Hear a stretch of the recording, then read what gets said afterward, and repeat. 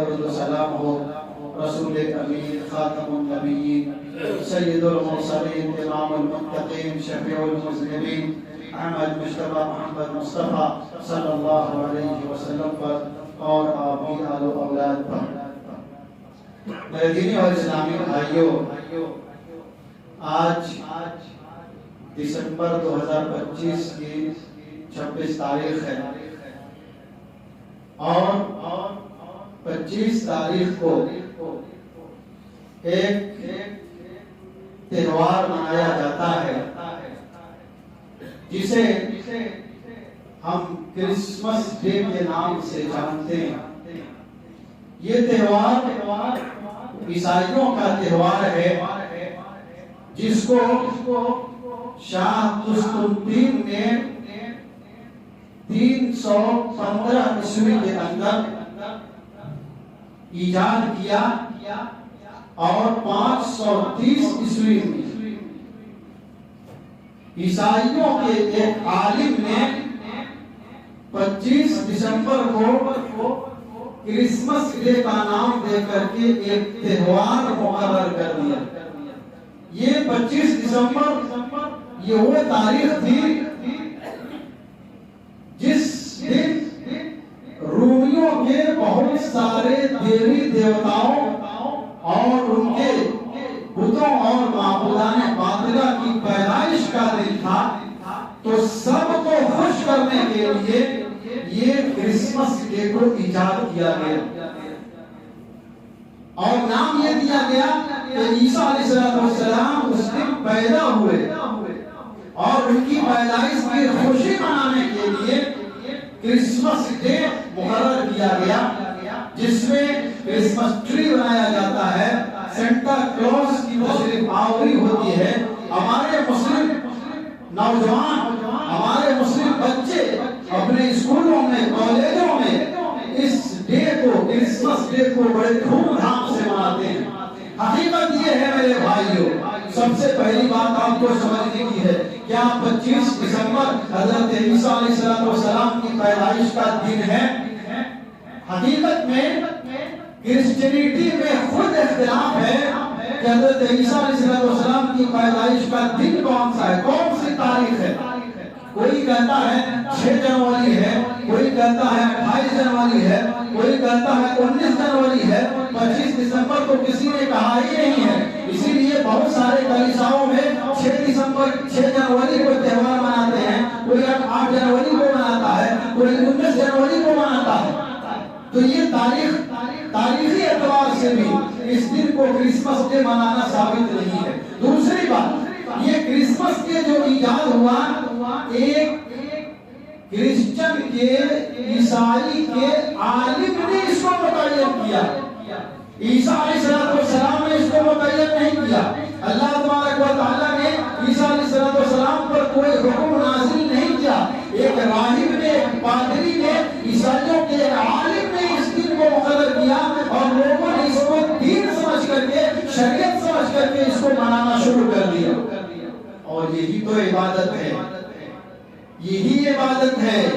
کسی عالم کی بات کو مان کر کے، اللہ کی بات چھوڑ کر کے، اللہ نے کوئی حکم نہیں دیا ہو، رسول نے کوئی حکم نہیں دیا ہو، اگر اس کے باوجود کسی عالم کی بات کو مان کر کے آپ اس کو شریعت سمجھتے ہیں، یہی من دون اللہ ہے اور یہی عبادت ہے اور یہی شرک ہے۔ دلیل حدیث پڑھتا ہوں، دلیل سنی، ایسے نہیں، حدیث سنی، سنن ترمذی کی صحیح روایت ہے، حدیث نمبر 3095 جا کے کھول لیجئے، سنن ترمذی کے اندر 3095 عن عدي بن حاتم الطائي رضي الله تعالى عنه قال أتيت النبي صلى الله عليه وسلم وفي عنقه صليب من ذهب فقال يا عدي اقرأ هذا الوثن وسمعته يقرأ في سورة براءة اتخذوا أحبارهم ورهبانهم أربابا من دون الله والمسيح ابن مريم وما أمروا إلا ليعبدوا إلها واحدا لا إله إلا هو سبحانه عما يشركون فقال فقلت يا رسول الله إنا لسنا نعبدهم فقال رسول الله صلى الله عليه وسلم أليس يحرمون ما أحل الله فتحرمونه ويحرمون ما أحل الله ويحلون ما حرم الله فتستحلونه قلت بلى قال یہ سنن ترمذی کی صحیح روایت ہے. امام طبرانی نے اس حدیث کو ذکر کیا ہے. عدی بن حاتم الطائی رضی اللہ تعالیٰ عنہ, حاتم طائی کے بیٹے عدی بہت بڑے مالدار تھے اور پہلے وہ نصرانی تھے, کرسچن تھے, بعد میں مسلمان ہو گئے. نبی صلی اللہ علیہ وسلم کی خدمت میں حاضر ہوئے. اسلام لانے کے بعد ان کے گردن میں صلیب لٹکی ہوئی تھی. جو کراس ہوتا ہے عیسائیوں کی جو نشانی ہوتی ہے وہ کراس لٹکا ہوا تھا. نبی صلی اللہ علیہ وسلم نے جب دیکھا تو کہا اے عدی اقرا ھذا الوثن, اے عدی اس بت کو پھینک دو.